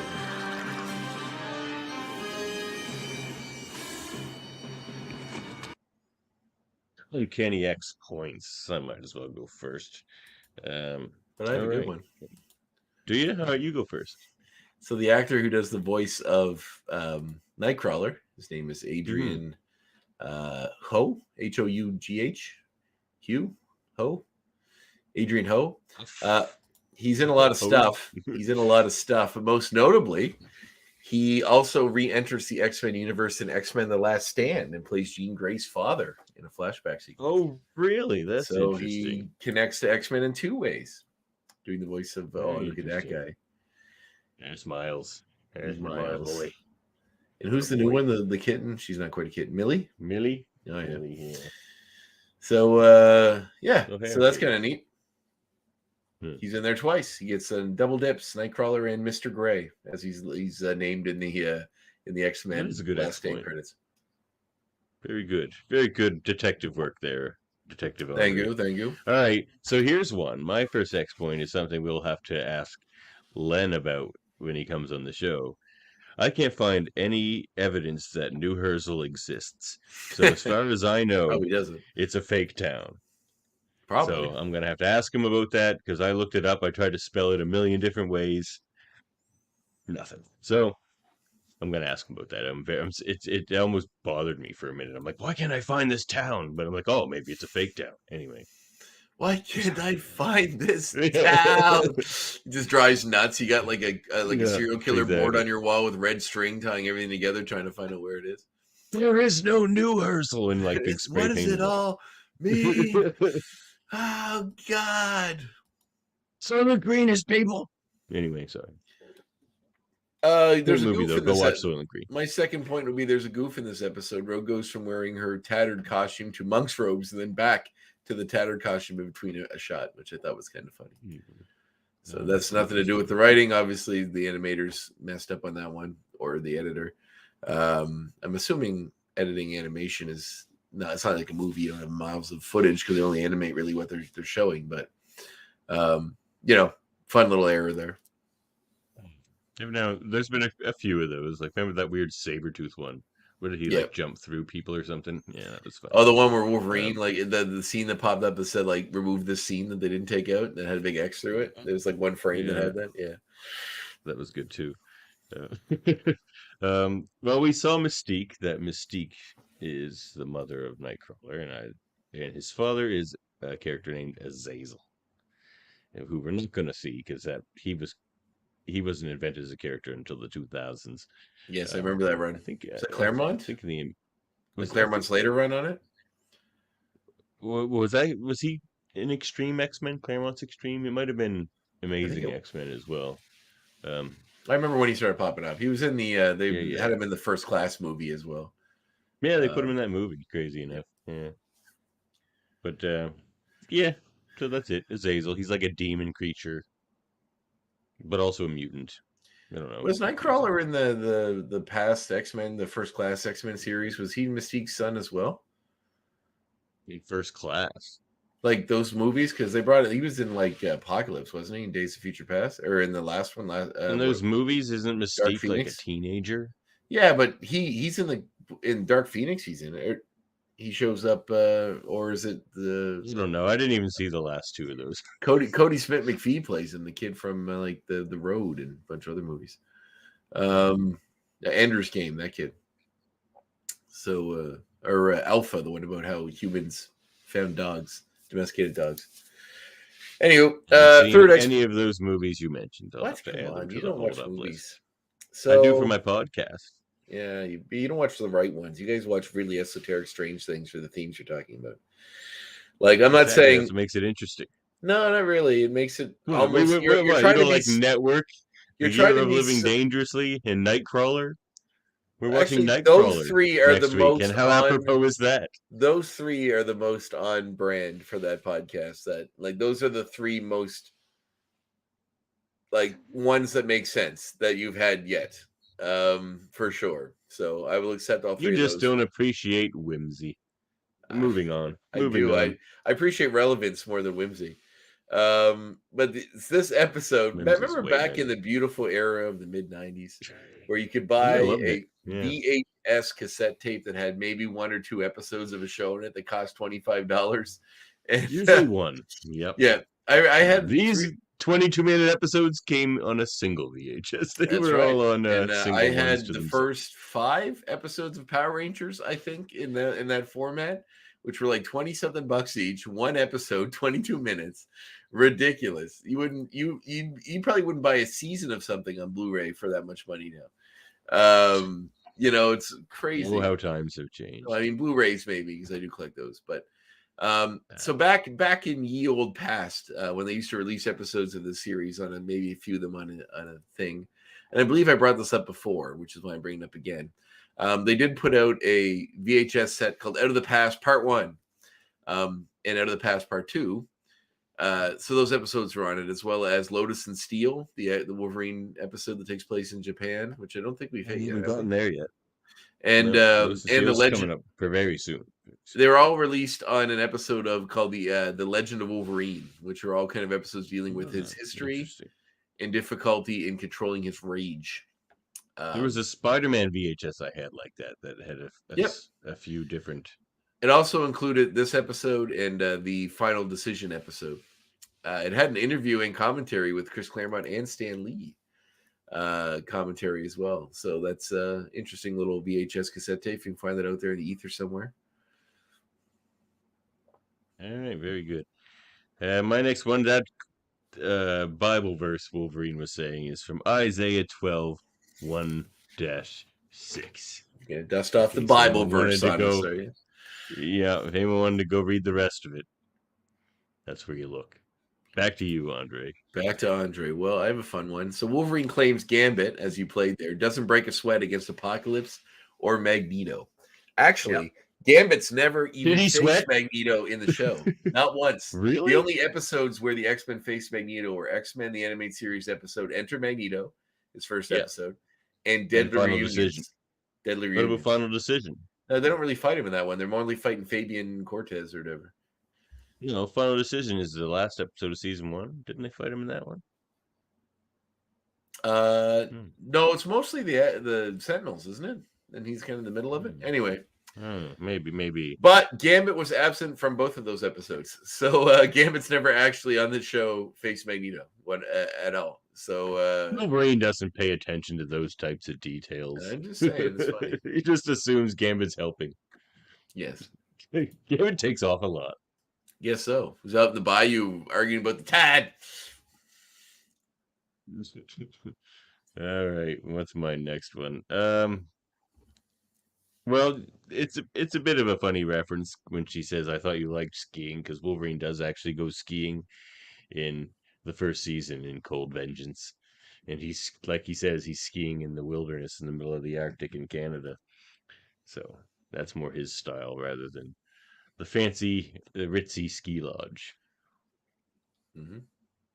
And being that we know that the writer of this episode is tuning in, I'd like to point out as my final X point how beautiful some of the dialogue in this episode is, which is something you don't get a lot of in these episodes. I'm not saying the show isn't great in a lot of reasons, but generally the dialogue, like you'll get great lines usually from Beast or other characters, but it's rare that there are so many good, well-written lines in an entire episode like this one.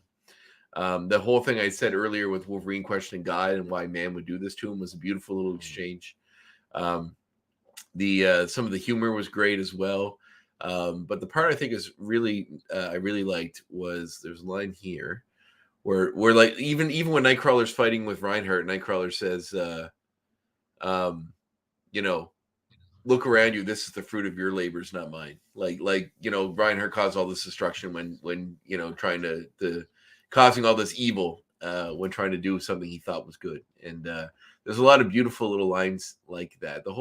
I know we say that the Nightcrawler character. I mean, once again, this is a show directed at children, so they can't get too deep into the nuances of a debate when it comes to religion. But I do think, as far as giving some poignant lines and also a much weightier theme than you generally see in this show, I think it did quite well. So I'm looking forward to talking to Mr. Yuli in the future.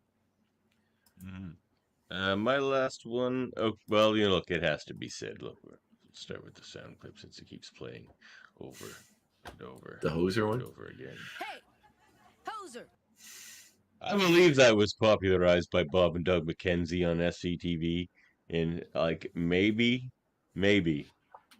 there's one town in northern Ontario in cottage country where they actually say hoser unironically, but I'm pretty sure, at least in Nova Scotia here, no Nova Scotian has ever said the word hoser. Hey, they can't. Unironically, like it's not a Canadian thing. It was a skip thing on one show, but like. It's become this thing. Like it's become a thing. Like that's I'll say it now, but it's ironic every time. That's offensive. That's a slur against Canadians. I mean, we can use it to describe each other, but that's our word. You can't use it against us. Exactly right. Yeah, exactly. We should bring it back. We should call each other, you know, like sup my hoser, something like that. You know, make it fun. It's a boot time. Let me tell you.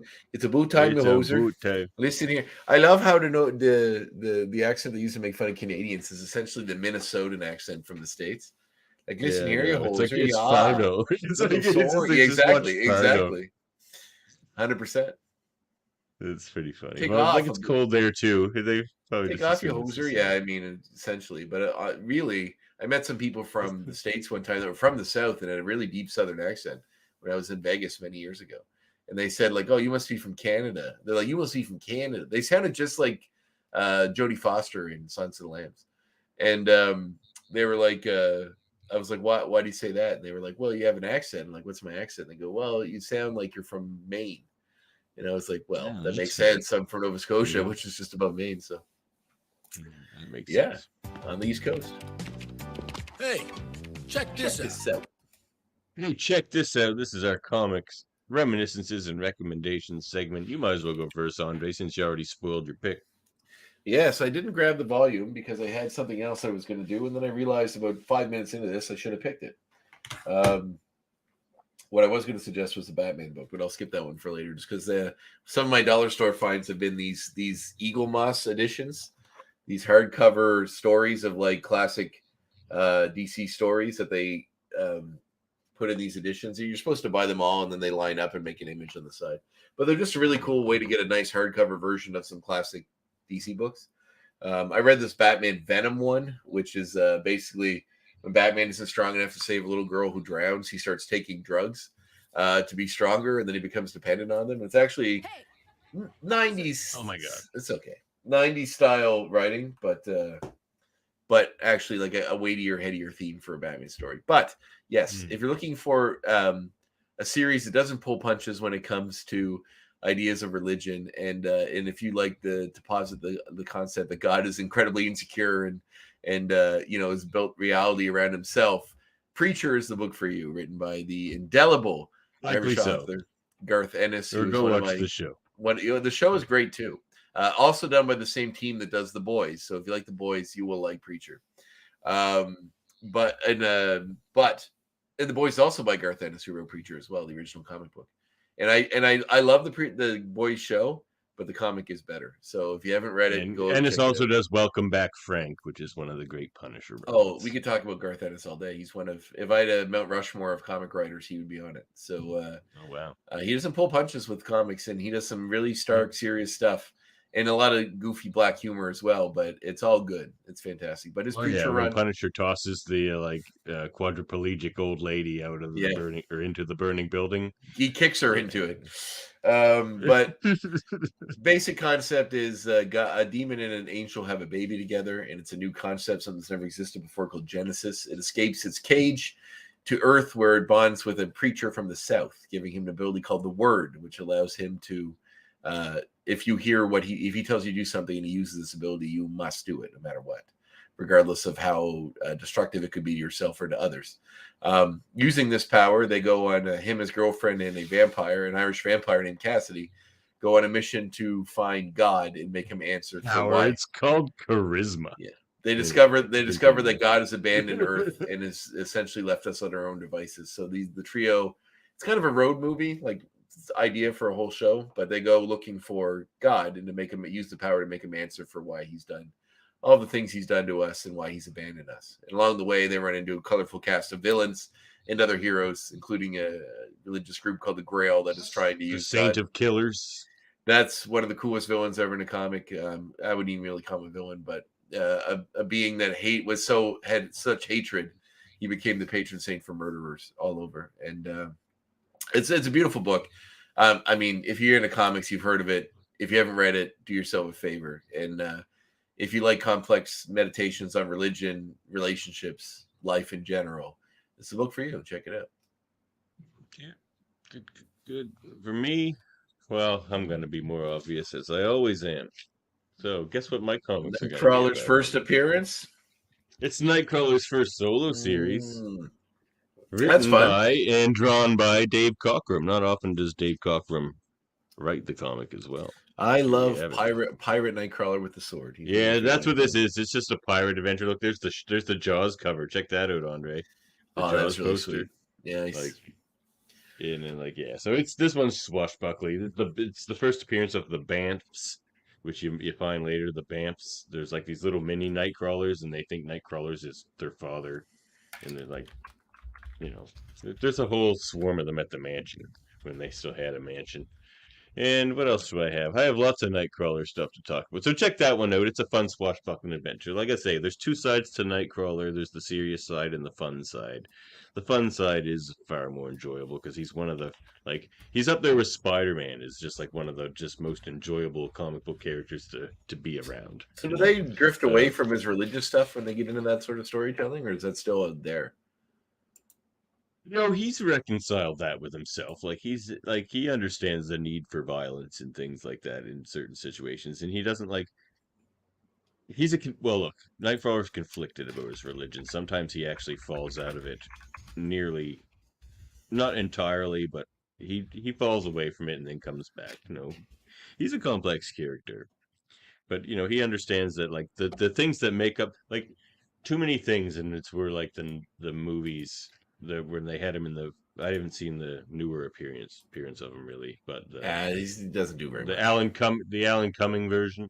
I liked him. They play up that side too. It's just he's this kind of dour religious sort, when really that's not really who he is. He's this super jokey, fun-loving, swashbuckling kind of guy, that has that deep philosophical sort of and religious kind of underlayer to himself, but that's not who it presents most of the time. So anyway, this next thing, what do we got? So this is Amazing X-Men. I may have talked about this run before, but Amazing X-Men 1 to 5 is the search for the quest for Nightcrawler. I remember that series. I had those ones. I liked them a lot. Ed McGuinness did the art. So good. Ed McGuinness did the art, and Jason Aaron did the writing. If you want to talk about Mount Rushmore, Jason Aaron's up there for me. But it's great. Look at that cover. Wolverine's in the snow with the North Star there, and there's Beast freaking out. I got these all signed by McGuinness. Somebody else too, apparently. I don't think it was Jason Aaron though. Yeah, it's a quest for Nightcrawler. It's literally X-Men trying to rescue Nightcrawler from heaven. There's a lot of great stuff in there. This episode, this issue here, I'm actually not going to talk about. I'm going to save that for Bloodlines. And the last thing I'm going to mention, so shortly after they rescue Nightcrawler from heaven, this series comes out, which is Chris Claremont comes back to write a Nightcrawler series for 12 issues, art by Todd Knock. It's an interesting series. It's kind of just him coming back and doing the swashbuckly stuff again. So it's more swashbuckly stuff with Nightcrawler, and there's Shadow King shows up. You always can watch it with him. There's some cool covers, some cool Nightcrawler stuff. Like he's always has a sword. Like that's Nightcrawler. Yeah, and there's a bit of a sad point in the middle because there's the death of Wolverine in the middle there. So you get that serious, reflective side of Nightcrawler too. It's a good series. BAMF, check it out. That's my recommendations for tonight. All right. So, moving on to our next segment. It's Andre's segment, but Andre has disappeared, so maybe I'll go first. So, what do we got? Oh, turn my soundboard back on. Sorry, everybody. It's one of those nights. What are you doing? Playing with matches? Doing 16-bit gaming with Super Nintendo Skelhorn. Now, let me tell you, this is going to be a revisit because I've already recommended. I think this was my first recommendation for this segment. But since we're talking about Nightcrawler tonight, I had to bring up X-Men for Sega Genesis yet again because playing as Nightcrawler in this game is one of the most satisfying experiences ever in the history of video games. I'm telling you, it is amazing. You can do all the things with Nightcrawler, and this is a 16-bit game, but you can do all the things with Nightcrawler you could ever want to do. Teleport through walls, teleport people with you through walls, teleport in a spot to avoid fire, teleport to attack enemies. Like, it's amazing what they were able to do. You can even use his agility. He has this awesome jump kick and this awesome low kick because he kicks. It's awesome. Playing as Nightcrawler in that game, if you haven't done it, do it. Sounds awesome. Oh man, I want to play that game right now. We have to do a segment when you and I try to beat that game. I'd be doing that. I'd be on that. Do it because it's so fun, that game. All right. All right. Where are we at here? Your segment. Oh, there it is.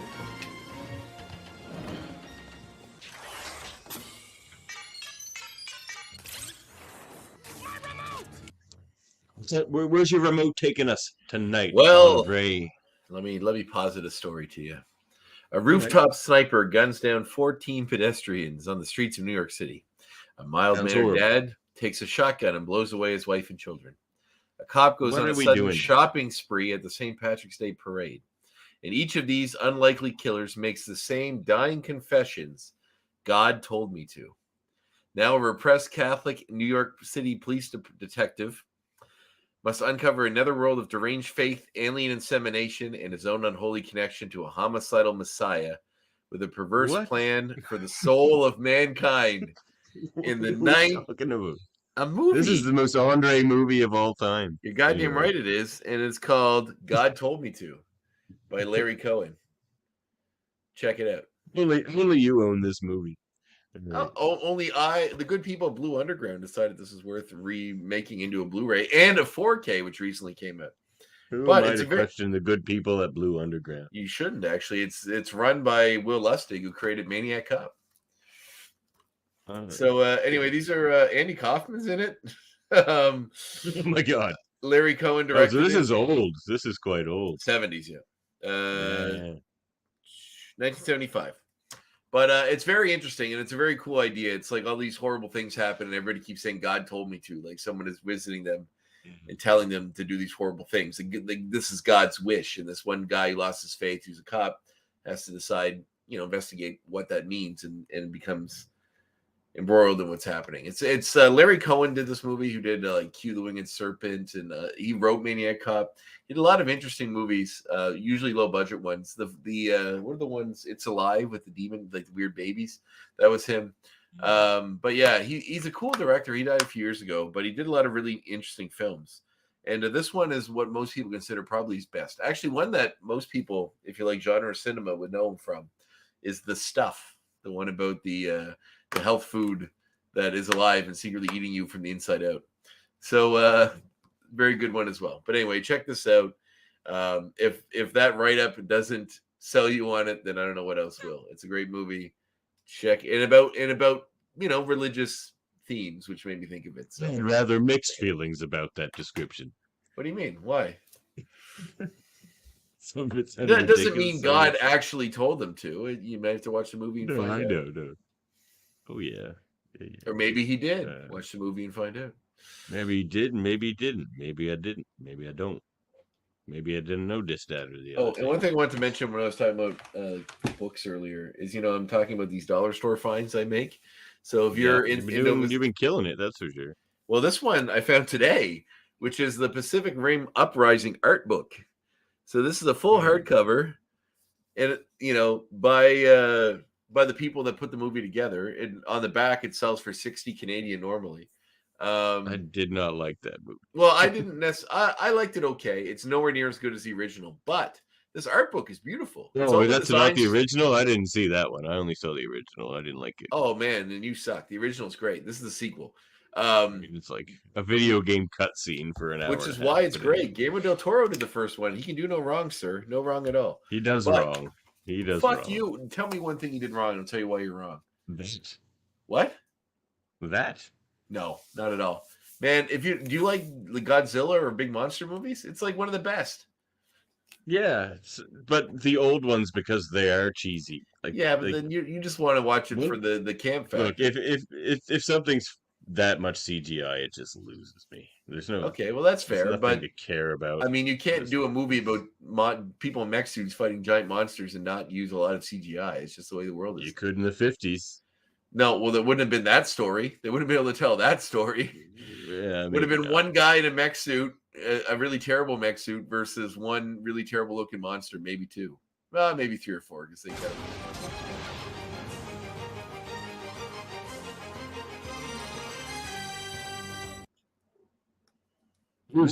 live remakes. You're really reaching with the spelling on that one. But anyway. I thought that was awesome. Anyway. I love how happy you are proud of myself. I will support I was like, you. Remakes. That's awesome. Anyway. All right. Anyway, I like it. Anyway, it's basically our X-casting game, but this time it's a live remake of this episode. We're casting this episode in a live remake. This episode.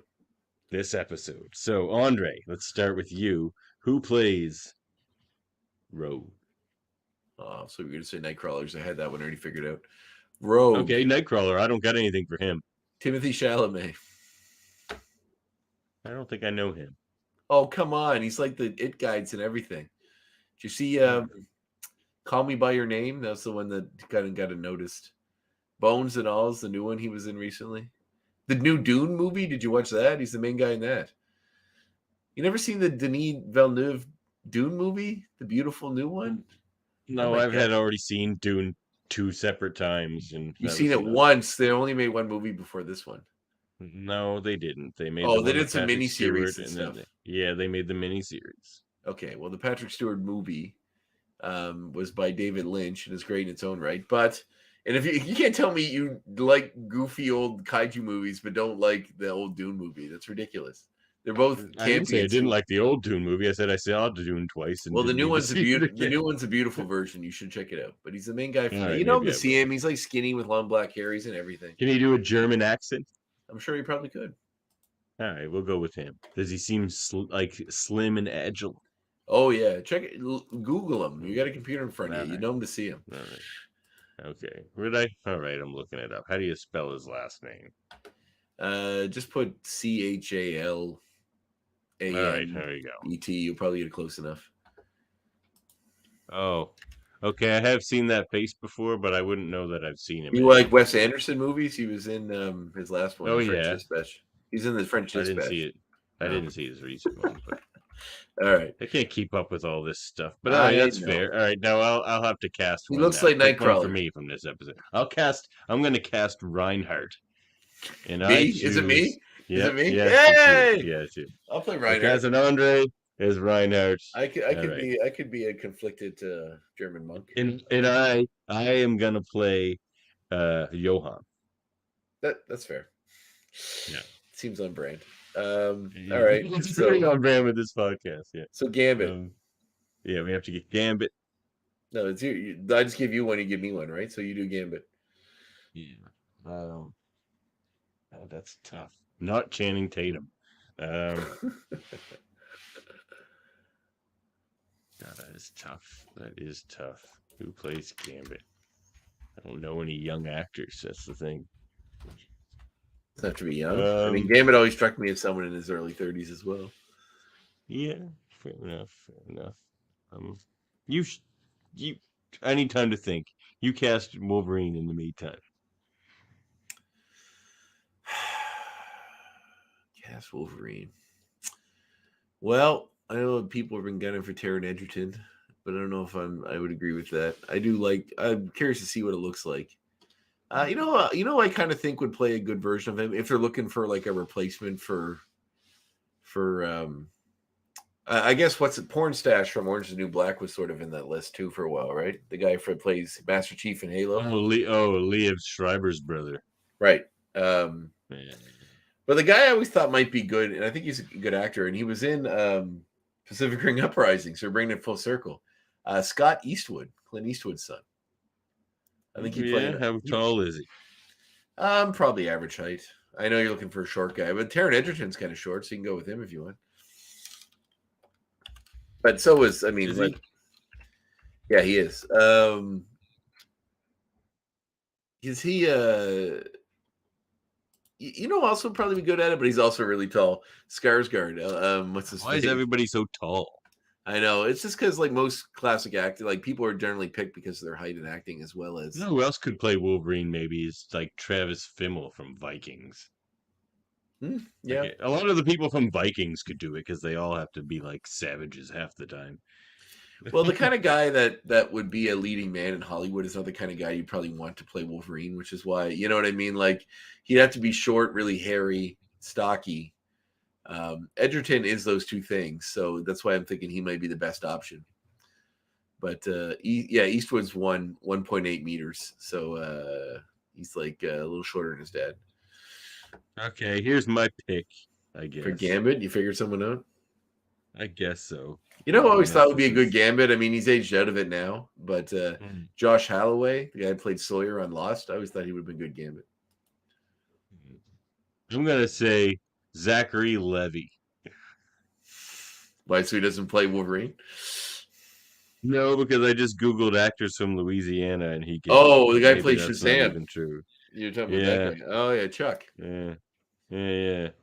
Why not? He probably aged out of it a bit too. He's kind of goofy. He's kind of goofy. But I like him. Don't know. But he plays goofy well. Yeah, I don't know. That's all I can figure out. Well, I'd like got some solid choices there. It's not bad. Not bad. Maybe like a really young Nathan Fillion would be good. But anyway. I don't know. We're casting current people or like past people. You know. I don't know. Well, that's the thing. Like I always said, if I could go back a little further, I always thought Harry Connick Jr. should play Gambit. But I could see that. Interesting choice. Yeah, man. I mean, he's got the accent already. He's slick. And well, by that definition, why just get James Cargill to play him? Anyone with a Louisiana accent? Cool looking. I said Harry Connick Jr. is slick and cool looking. Yeah, well, I thought you just meant the accent. James Cargill could play Reinhardt. No, he could be like Gambit's friend, one of Gambit's friends from the Tad. From the Tide? Oh, he could be what's his brother's name? Who calls him? I don't know. It's Bobby. Yeah, it's Bobby. Yeah. Well, he's also incredibly old. Actually, you know what? Harry Jr. would have been a good. Shane West is also a cool actor. Yeah, that man. Played him as well. I don't know him. I saw his name come up when I looked up Louisiana actors, and he did look the part. I just didn't know him. So let's go with him, Shane West. You'd know him from. Coming to join the party.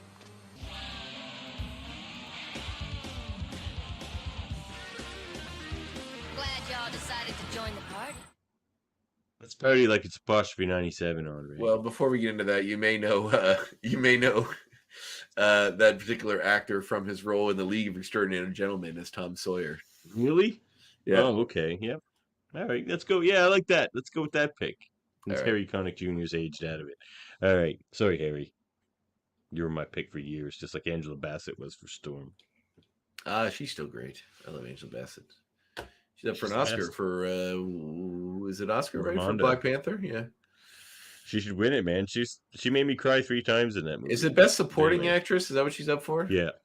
Yeah. Who's she up against? Oh, she's up against Jaemeel Lee Curtis and everything. I want Everything Everywhere All at Once to sweep it. I know it won't, but I want it to because it's one of my all-time favorite movies. I still haven't seen it. I'm saving it for the podcast. Dude, watch it. Saving it for the podcast. It'll be 1,000 years from now. You're gonna watch it when you're doing an episode. No, we're ending the season on it on a multi-dimensional. And what's the thing? Multi-dimensional. Okay. Yeah, like dimensional realities. So what's gonna be that Spider-Verse and some other? No, I picked Event Horizon. That's all about breaking through to another. It's not okay. Yeah, like I'm not. It's not parallel universes.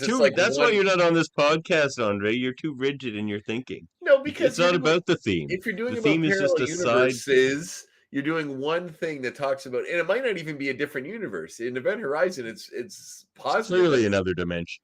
Well, it's through a wormhole.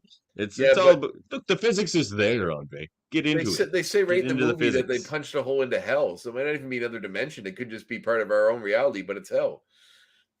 Which would be another dimension. You know what? I'm partying like it's apostrophe 97. You can join me if you like. Okay. There's been some rumors, and it seems pretty credible at this point, that the remake, the sequel series, X-Men 97, going to get 4 seasons by the sounds of it. So yeah, if it does really well, it might go more, I'd assume. But 4 is what I was just going to say. Hopefully, they increase the episode load. That would be nice. But you know, whatever. I mean, it's better than nothing. So if it's 4 seasons of 10 episodes, it's still better than nothing. So it looks like it's going to be pretty amazing. I'm pretty excited to see. Oh, I'm so excited. I'm so excited. I don't think we're going to have time for anything else between this show and that show. I think we're going to have to go from this. When is it coming out? It's until 2024, right? This fall. No, it's this fall. I think it's just going to line up perfectly, basically. No, well, then that's good. Yeah. How I guess now is for you to contact your students, Professor.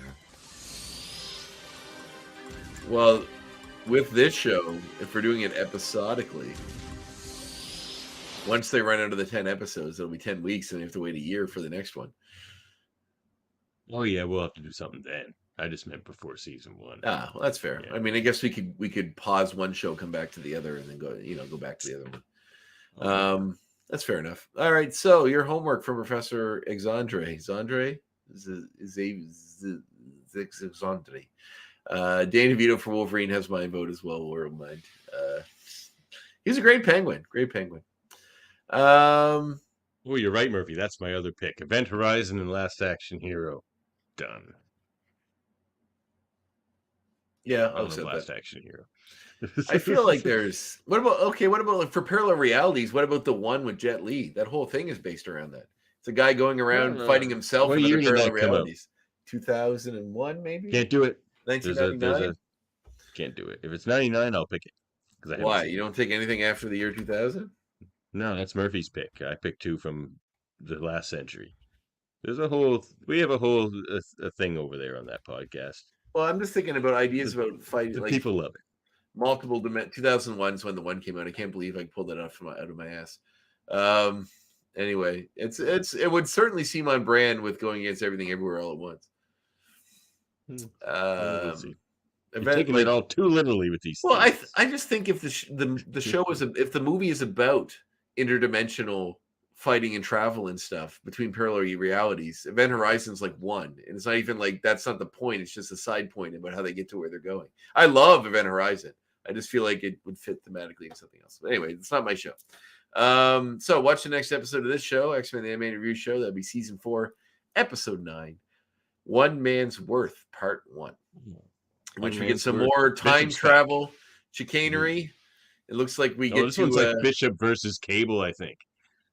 Oh, that's I think they're like Yeah, I think that's we what get this more is. time travel chicanery. Looking at some of the images, it appears as though they delve into the Age of Apocalypse timeline with some of the designs of the characters, which is kind of fun. So that looks like I'll be in. That'll be our next episode, which will be next Tuesday.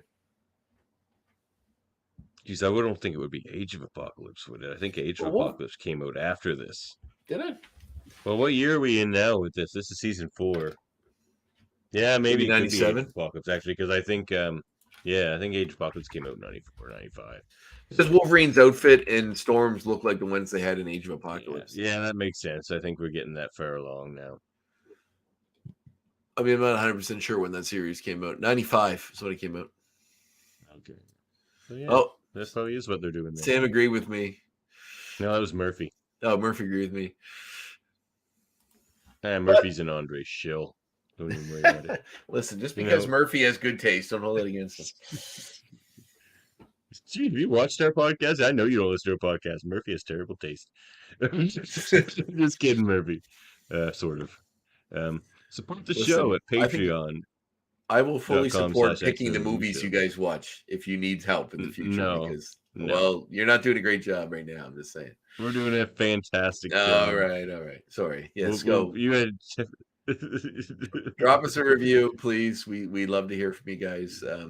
Contact us if you like. Yeah. Facebook, Gmail. Let us know what you like, what you don't like. All that sort of stuff. We're happy to discuss. We're very forthcoming with our fan base, and we love you. We love our ex-goons. Yeah, sure yeah. Do.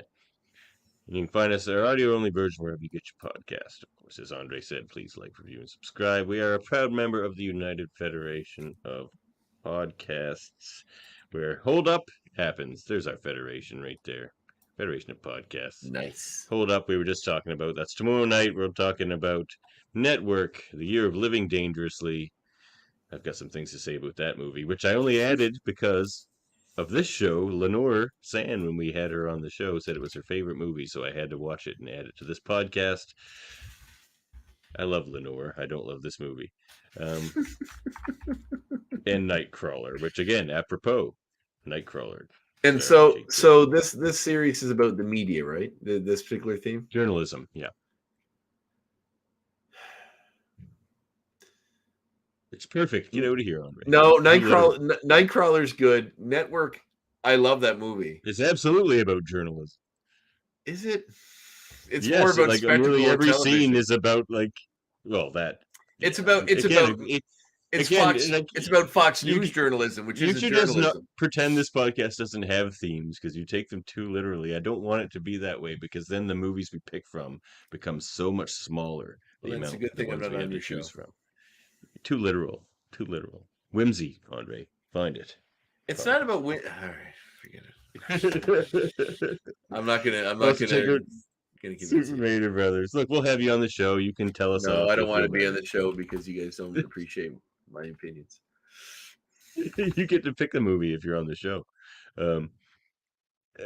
We also reviewed at Supermator Brothers Quantumania recently. Did you see that, Andre? I did. Yeah. Did you like it? Middle of the road. I feel like it's a bit threadbare. It could have used. I don't think Kang. I think Jonathan Majors was the highlight for sure. He was great. Modoc was good too. I don't think Kang was the villain for that movie, and I think they didn't really do anything with the characters. I mean, they paused at the beginning. I don't want to go into spoilery territory that like Ant-Man hasn't done enough since he sort of retired after Avengers to do the world, and it's not really like a moment where he realizes that he needs to do more. He literally just saves his family and then goes back to the life he had before.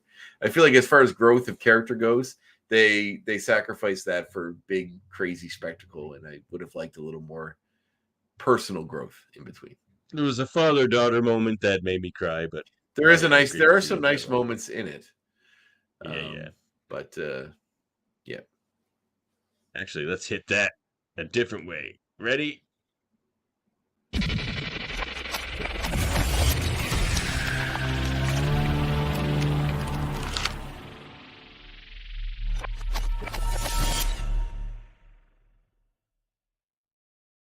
Hey, new episode just dropped last Friday with Michael Chan, who, if you're familiar with our Federation of Podcasts, you may know as the co-host of the Give me a second. Don't tell me. Hellbound Don't tell me. Don't tell me. I said don't tell me. I was going to think of it. The Hellbound podcast. Well, I'm here to help you. As well as an actor as well who worked on. Man, that drawing is really good of him. Yeah, it is. As well as an actor who works on various amount of projects around the Toronto area. Really fun guy. We have a great conversation about, Asian representation in the media, about film, rather, about choosing a stage name, about growing up, choosing medicine and why, about cosplaying, a lot of really fun stuff. Great content. Do you listen to it yet, Davan? Hellbound? Oh yeah, I've listened to No, to our episode, the episode of the show that dropped on Friday. Oh, yep. Did you like it? Well, not slagging on me, but other than that, what did I slag on you about? I totally forgot about that. No, you didn't. Michael Chan did. What did he slag on you about? No, you're just like, you don't know anyone in the Federation but me. He's like, you only know Davan. I feel so sorry. Oh yes, yeah. I mean, I have met Dave. He's been in the show, and Jaemeel I like. So I have met others, but you're the only one I really know with any regularity, I guess. That's funny. No, he's a great guy. He had a great little conversation. So yeah, check that out. Working on the next guest. Don't have him or her nailed down yet. But if you know anybody and you have access to anybody in the nerddom world that you think might be good for the show, let me know. I'd be happy to talk to them and have them on. Yeah, Andre's who you want to talk to them to. They're always great interviews. Check out KBBBL every Friday. Me and Francis Baker talk about The Simpsons, the old seasons. We're about to finish up season 1. How was that? Getting into it now. I like season 1. I mean, it is not as good as some of the later seasons for sure, but there's a couple of gems in there. There's like probably 3 nice gems in season 1. What episode is the Bergstrom episode in? Yeah, it's quite a bit later. Is that 3 or 4? Later than that, even. That's really? Oh wow, that's surprising. I think so. Yeah, played by Dustin Hoffman, Mr. Bergstrom. And check out Trivial Debates. They just had Trivial Debates over there on Sunday, and I participated. It was a love theme. Check it out. It got spicy at certain times. Ooh, muy caliente. And of course, we have many Star Trek themed shows and podcasts here in our glorious Federation. We have our Command Division over there, where they review the shows. We're about to do DS9 at 9 over there in 10 minutes from now. And they'll be reviewing In the Pale Moonlight, one of the great episodes of TV, so check that out. And there's the Science Division, where I launch probes, we debate, we get into the science of things, and we get even deeper into it in Locutors of Trek. Yeah, Locutors of Trek, look at that glorious station. And the Ops Division, where we do things like Star Trek Radio Theater coming up. I just adapted a comic book script written by Ryan North. Ooh. His 3-issue Lower Decks comic book run. I love Ryan North. Adapted that to radio. We're going to do it in radio theater style. So if you've ever wanted to listen to that comic book, this is your only chance. So check it out. That's going to be debuting sometime in March. See, this I would be interested in doing. You never asked me. You want to do radio theater? I would consider it. You say no. I am an actor. It's only some busy. It's because I'm profoundly busy. Get 3 no's and then the asks stop coming. Well, I'm sorry, but I would like to do that sometime. I don't know when exactly, but it sounds like it'd be fun. All right, I'll find you a character. All right. And I will probably end up doing the Federation sometime soon, even though you gave me shit about the last one. You bet I did. All right. Well, yeah, thanks for tuning in. Showed up 2 hours late. That's totally. I had a good excuse because I fell asleep. My alarm didn't go off. Actually, tired. Good. Well, thanks for joining us, everybody. Yes, thanks, Any guys. final thoughts, Andre? No, just, hug your pets. Do that, actually. Sorry again, man. Yeah, it's all right. He's still with us for now, so, hold on to that as long as I can. For sure. Catch you next time, everybody. Bye-bye.